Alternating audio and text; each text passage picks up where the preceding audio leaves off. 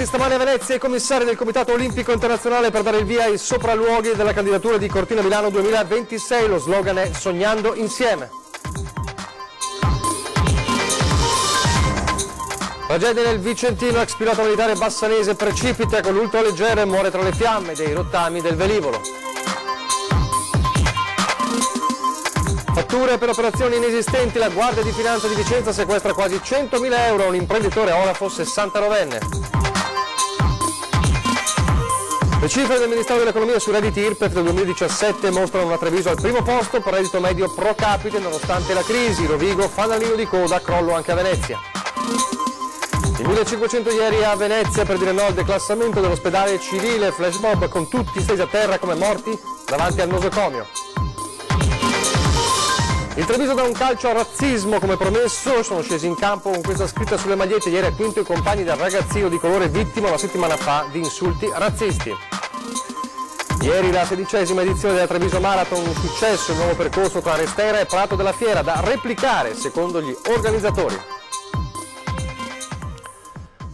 Telespettatori di Antenna 3, buongiorno, ben trovati, buon inizio di settimana, una settimana dunque cruciale, lo vediamo subito all'inizio di questa prima edizione del nostro telegiornale, cruciale per la candidatura di Cortina Milano 2026, le Olimpiadi invernali, perché inizia da oggi ufficialmente il sopralluogo dei membri del CIO, del Comitato Olimpico Internazionale, i commissari che dopo aver visitato le zone di Stoccolma, sapete l'altra candidata per le Olimpiadi invernali 2026 è Stoccolma, inizia dunque il suo percorso per valutare e visitare le aree della candidatura olimpica italiana, Cortina Milano. Si inizia da Venezia, sono già arrivati i commissari, si inizia da Venezia nel pomeriggio e poi Cortina nei prossimi giorni, la zona del Trentino, Alto Adige e poi Milano. Allora, sono arrivati, la prima tappa è Venezia, allora com'è stata l'accoglienza e com'è l'atmosfera a Venezia? Lo chiediamo a Filippo Fois in diretta telefonica per noi. Filippo. Sì, buongiorno da Venezia per la candidatura alle Olimpiadi invernali del 2026 di Cortina e Milano. È la settimana cruciale. Sognando insieme lo slogan della candidatura, i membri della commissione di valutazione del CIO, il Comitato Internazionale Olimpico, che ha cominciato oggi i suoi lavori, hanno trovato proprio questo slogan ad accoglierli al loro arrivo all'aeroporto di Venezia, un grande schermo con il logo della candidatura e le due parole Dreaming Together. Oggi la commissione comincerà la sua ispezione sulle sedi indicate per ospitare gli eventi e le gare. Si tratta del primo appuntamento e tra pochissimo a Venezia al Palazzo Grandi Stazioni della Regione Veneto ci sarà il presidente della commissione di valutazione, il rumeno Octavian Morariu, il direttore del CIO per le candidature olimpiche Christoph Dubi, il presidente del CONI e membro del CIO Giovanni Malagò e a fare da padrone di casa il governatore del Veneto Luca Zaia, accompagnato dal sindaco di Cortina Gianpietro Ghedina. Ad accogliere la commissione all'aeroporto di Venezia c'era anche il sottosegretario alla presidenza del Consiglio Giancarlo Giorgetti. Domani il comitato farà tappa a Cortina d'Ampezzo per visitare la sede in cui sorgerà il villaggio olimpico e poi martedì gli ispettori si sposteranno in Trentino Alto Adige, quindi in Lombardia. Siamo dunque arrivati al momento decisivo per quello che riguarda la candidatura alle Olimpiadi invernali di Cortina e Milano. Vi sapremo raccontare cos'è accaduto nel corso della giornata, nelle prossime edizioni del nostro telegiornale. Per ora vi restituisco la linea.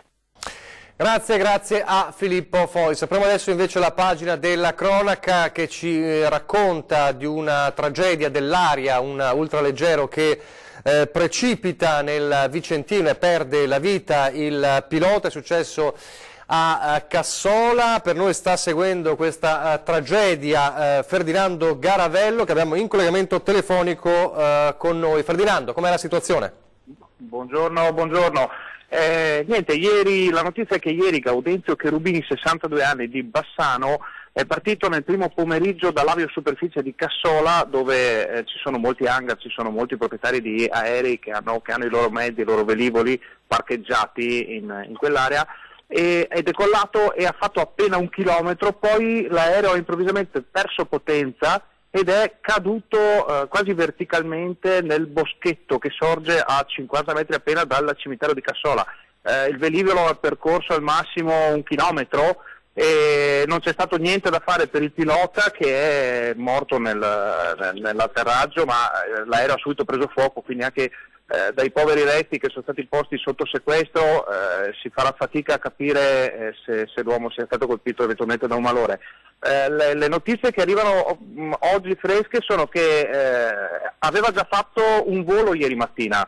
Cherubini aveva fatto un volo, era partito da Rovigo, aveva sorvolato Chioggia con un altro aereo e poi era sceso sempre in zona, aveva messo giù l'aereo, parcheggiato l'aereo e aveva preso quest'altro aereo che non era suo, gli era stato chiesto dal proprietario, che in questo momento è fuori paese per lavoro, perché non volava mai questo aereo, volava pochissimo. Il proprietario gli aveva chiesto un favore di muoverlo un po', fargli fare un giro, come si suol dire, e lui molto gentile, molto cortesemente, grande esperto, grande esperienza di volo, perché era una persona veramente che dava del tu agli aerei, ha preso questo aereo e non ha fatto in tempo a decollare, che è subito caduto. Le ipotesi ultime sono legate a un serbatoio, un piccolo serbatoio da 8 litri che potrebbe non essere stato attivato, potrebbe non essersi attivato, e sono proprio quegli 8 litri che avrebbero permesso al velivolo di percorrere la distanza dall'aviosuperficie di Cassola al cimitero in cui è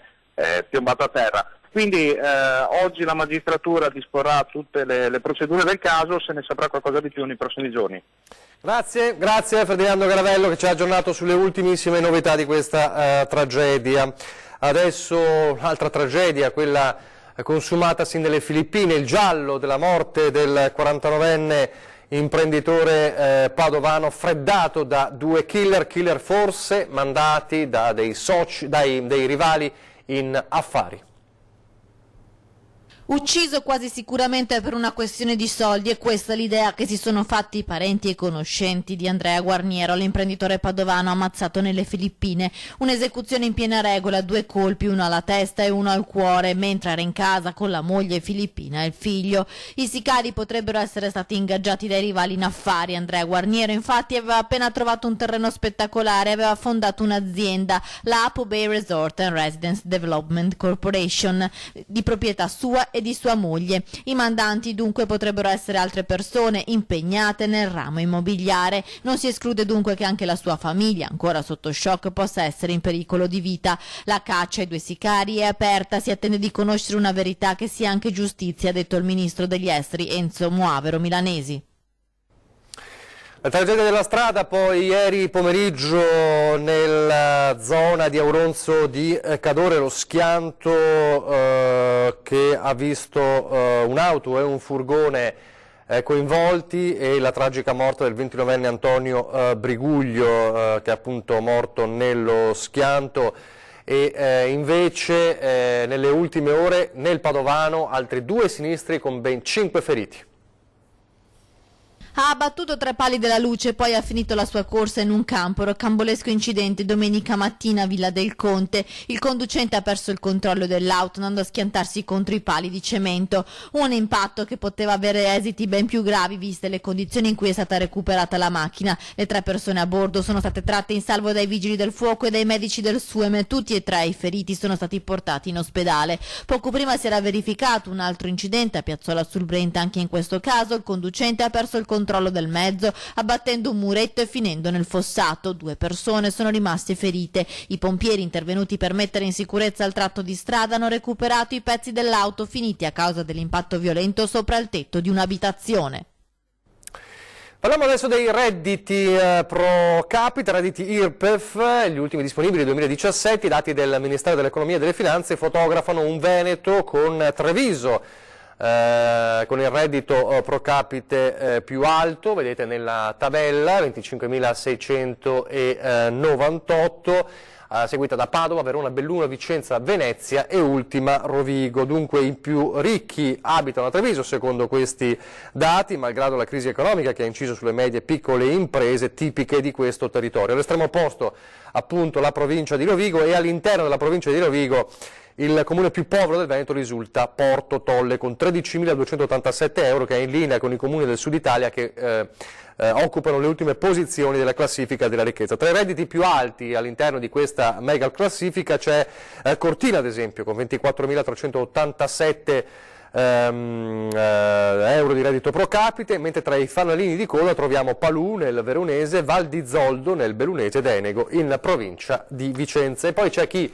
il reddito ce l'ha e anche evidentemente corposo, ma non lo dichiara. A Vicenza la Guardia di Finanza sequestra quasi 100.000 euro a un orafo. La Guardia di Finanza ha confiscato beni per oltre 94.000 euro a un vicentino di 79 anni, amministratore di una società in liquidazione che si occupava di oreficeria e fabbricazione di oggetti di gioielleria. Il provvedimento delle Fiamme Gialle segue una sentenza irrevocabile di condanna nei confronti dell'uomo emessa dal Tribunale di Vicenza per dichiarazione fraudolenta e emissione di fatture per operazioni inesistenti. I finanzieri hanno sequestrato 8.000 euro da un conto corrente, quote azionarie per oltre 33.000 euro e una quota di una proprietà immobiliare per altri 52.000 euro. In sostanza il 79enne aveva indicato nella dichiarazione dei redditi del 2011 14 fatture per operazioni inesistenti emesse apparentemente da 7 società che però non avevano mai avuto rapporti di lavoro con la società dell'uomo, causando così evasione fiscale e detrazioni non dovute. I beni erano già stati sequestrati nel 2017, ma ora con la sentenza definitiva diventano di proprietà dello Stato. La Regione da giorni continua a sostenere che non ci sarà nessun declassamento dell'ospedale civile di Venezia. Questo però non ha fermato i 1.500 che ieri sono scesi in piazza proprio a Venezia. Gli organizzatori attendevano 500 persone, ne sono arrivate il triplo, invece domenica mattina in campo San Giovanni e Paolo a Venezia per dire no al depotenziamento dell'ospedale civile, l'ultimo baluardo rimasto per la tutela sanitaria non solo per i residenti in centro storico, ma anche per gli abitanti delle isole e per i milioni di turisti che ogni anno arrivano in città. I cittadini veneziani hanno dato una grandissima prova di unità, di coesione e soprattutto di forza, perché eravamo in 1500 tutti uniti e tutti decisi a difendere il nostro ospedale. Nel mirino c'è la volontà della Regione che, nelle schede regionali, vorrebbe retrocedere lo storico ospedale cittadino da ospedale di rete a nosocomio di base. Liard pungola la politica. Finalmente la politica è scesa in campo, il Consiglio Comunale ha votato all'unanimità un ordine del giorno che riprende le nostre rivendicazioni. Abbiamo avuto il campo strapieno di persone, questo significa che c'è ancora venezianità e hanno capito che se perdiamo l'ospedale significa la fine di Venezia. La manifestazione si è conclusa con un flash mob organizzato anche con la collaborazione del gruppo Facebook Venice Golden Awards, tutti stesi a terra come dei, per fortuna finti, morti davanti all'ospedale. Questa giornata è un punto di partenza perché se la Regione farà degli scherzi noi protesteremo ad oltranza e combatteremo per difendere il nostro ospedale. Non si è ancora arrivati alle flash mob e alle manifestazioni, ma c'è malumore invece. Qua passiamo a un altro tema, è un'altra provincia, siamo a Treviso, c'è malumore tra alcuni dei soci del credito trevigiano, il proprietario di Villa Emo, che appunto ha deciso per la vendita del complesso palladiano. Un gruppo di loro, di questi soci, sentitosi scavalcato, ha deciso di creare un comitato. Il problema è sempre quello, è tutto segretato, non sappiamo perché vogliono vendere assolutamente alle svelte e a quelle cifre mai smentite dei 15 milioni, perché la vogliono vendere? Allora, che lo dicano i soci chiaramente, la vogliamo vendere per 1, 2, 3 motivi, assolutamente bisogna vendere, altrimenti succede che quello che non si so. È una delle voci di azionisti del Credito Trevigiano che vogliono vederci chiaro sulla cessione di Villa Emu. Per questo da qualche giorno si sono costituiti in comitato e questa è stata la loro prima uscita ufficiale. Tante le voci critiche nei confronti dell'operazione voluta fortemente dalla dirigenza guidata dal presidente del Credito Trevigiano ed ex sindaco di Vedelago Piero Pignata. Il socio si sente una nullità, allora perché sono socio se non mi dici neanche che la vendi? La villa è patrimonio di tutti i soci. Il fatto che la banca non abbia mai interpellato i soci per la vendita, questo dal mio punto di vista è sconvolgente. Non si ha informazioni chiare, il problema è l'informazione che manca per avere l'idea di come prosegue. Secondo lei il Consiglio di amministrazione come dovrebbe provvedere? Anche là è un po' titubante, cioè dicono e non dicono. Ma lei, lei da dove ha saputo che vendeva? Tramite voi. Signora Morena, lei da quanto tempo è che è socia del Credito Trevigiano? 30 anni. Da quando ho compiuto 18 anni mio padre mi ha proposto di diventare socio del credito cooperativo perché lui ha sempre creduto moltissimo nella cooperazione. Insomma, per voi il credito non è solamente una banca? No, per noi non era solo una banca, perché sennò saremmo andati da tante altre banche, era soprattutto una realtà territoriale che teneva alla crescita e allo sviluppo dei suoi soci. E adesso con questa storia della vendita come vi sentite? Ci sentiamo un po' spodestati dal ruolo di soci. Soci arrabbiati 2 volte perché, hanno sottolineato durante l'incontro, all'ultima assemblea della banca nulla avrebbe detto la dirigenza della villa pur avendola già messa sul mercato. Cosa vuol dire al presidente Piero Pignata, che probabilmente la sta ascoltando? Voglio dire che riconsideri, oppure che ci spieghi il motivo vero per cui ha deciso che è un asset strategico di cui poter fare a meno per il futuro sviluppo della banca e del territorio. Pochi secondi di pubblicità e poi torniamo subito.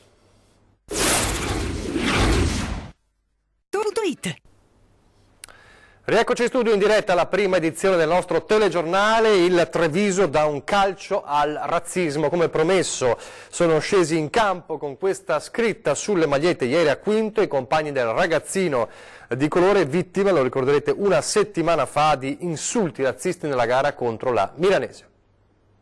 Durante la gara praticamente un nostro giocatore di colore è stato bersagliato più volte da alcuni ragazzi della Milanese con insulti gravi e pesanti e delle frasi a sfondo razziste per il colore della pelle. Così aveva raccontato all'indomani del grave episodio sul campo della Milanese il responsabile del settore giovanile del calcio Treviso Andrea Campolattano, riferendo delle frasi razziste indirizzate da un avversario a un proprio giocatore di colore originario del Burkina Faso. In attesa dei provvedimenti annunciati dalla Milanese, con la Lega Calcio subito avvisata del fatto, ieri a Quinto il Treviso ha voluto rispondere con un messaggio forte e chiaro.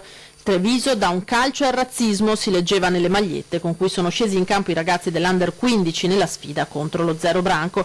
Squadra e società si sono dunque strette al proprio giocatore che una settimana fa era uscito molto provato dalla partita. Fine gara è scoppiato in lacrime e diciamo che in questo momento il ragazzo è in uno stato psicologico abbastanza giù. Lui si sente un po' colpevole di una cosa che realmente poi non è colpa sua. E invece ieri, oltre a incassare la solidarietà di compagni e pubblico, è stato premiato anche con la fascia di capitano, il modo migliore per lasciarsi alle spalle un episodio che con lo spirito sportivo non ha davvero nulla a che fare. Un'altra partita, ma questa volta diventa una partita della memoria. Ad oltre 55 anni dalla strage del Vajont si sono ritrovati sabato a Rovarè i superstiti della squadra di calcio del Longarone che nella stagione 62-63 giocarono contro il San Biagio di Callalta e la Pro Roncade e sono stati ovviamente momenti di intensa commozione.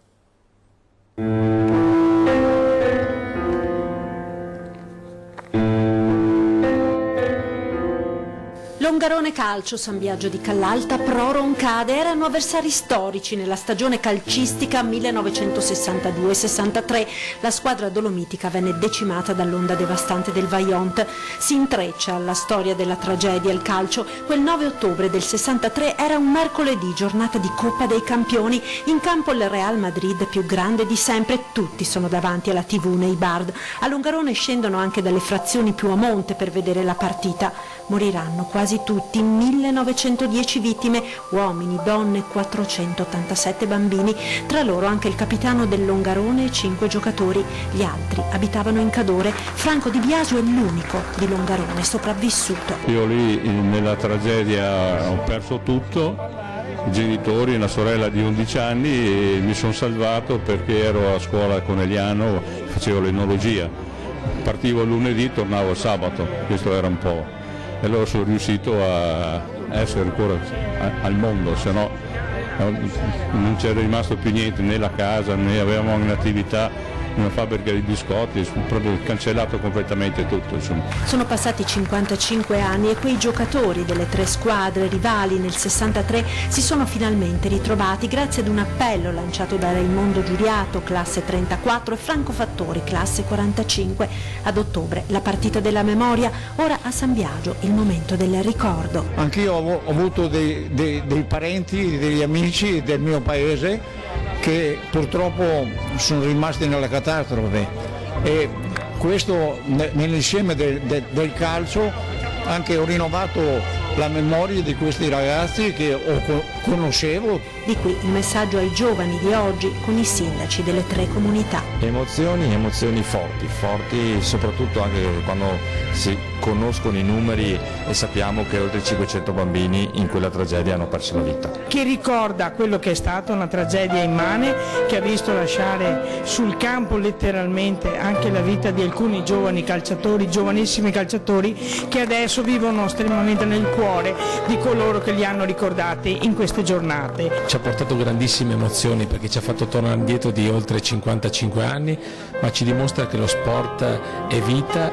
e unità, e proprio sono valori importanti che dobbiamo cercare di trasmettere anche ai nostri giovani.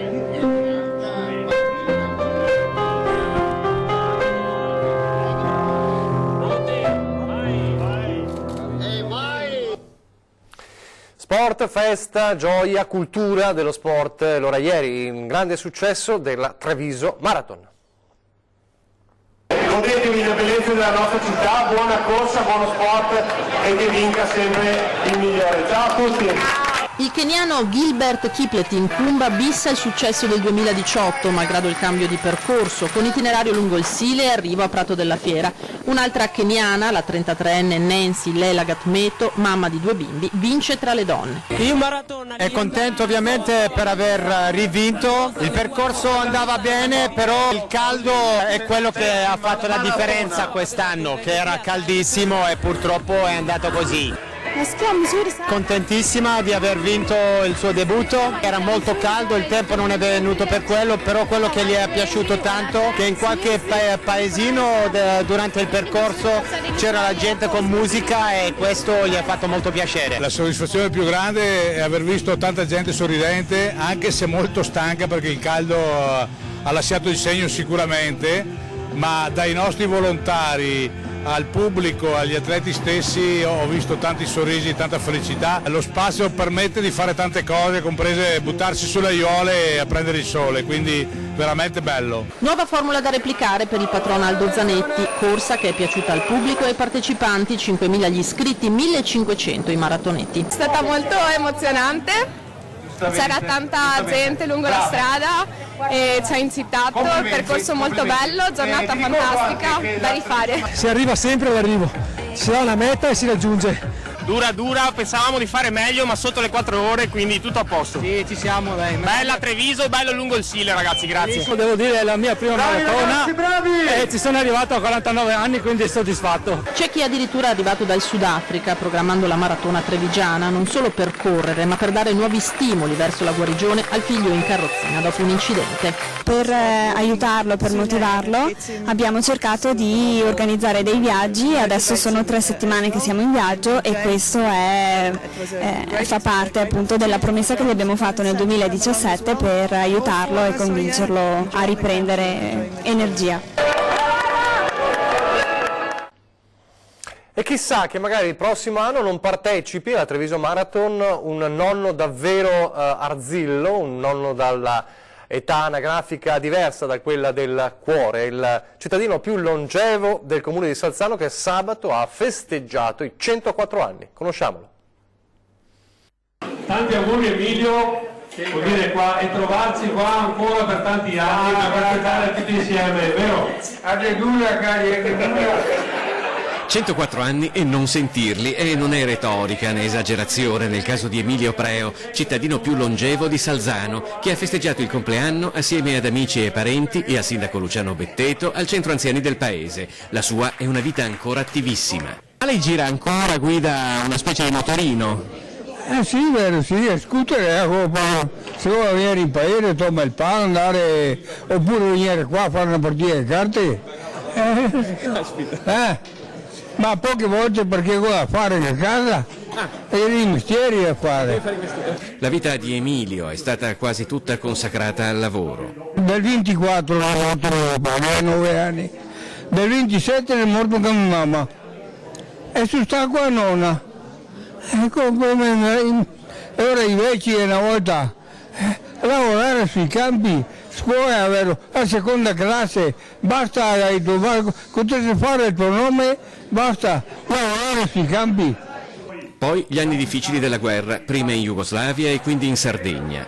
C'era una famiglia che è un fiore che via qua in Jugoslavia lo aveva. E ora sta famiglia mi dava il chenin per la malaria. Emilio ha 3 figli e 2 nipoti. Le sue gioie più belle sono quelle legate alla famiglia.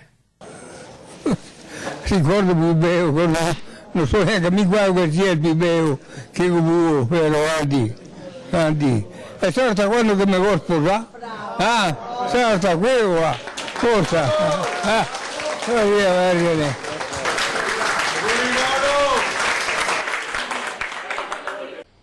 Complimenti davvero a nonno Emilio. Vi ricordo questa sera, adesso fra pochissimo ore 13 e poi questa sera 20:10 e alle 21:15 torna Ring, il nostro talk show del lunedì con tutta l'attualità sempre in primo piano. Vi lascio adesso alle previsioni del tempo, grazie per averci seguito, arrivederci.